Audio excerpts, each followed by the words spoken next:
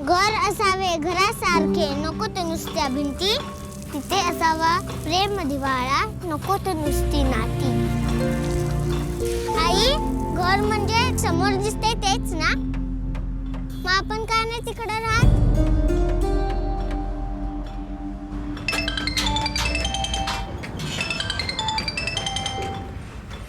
Hello hello रेखाताई, हां अभिनंदन, तुमची मागणी मान्य झाली आहे. हां प्रधानमंत्री आवास योजनेतून लवकरच तुम्हाला तुमच्या हक्काचं पक्क घर मिळणार आहे.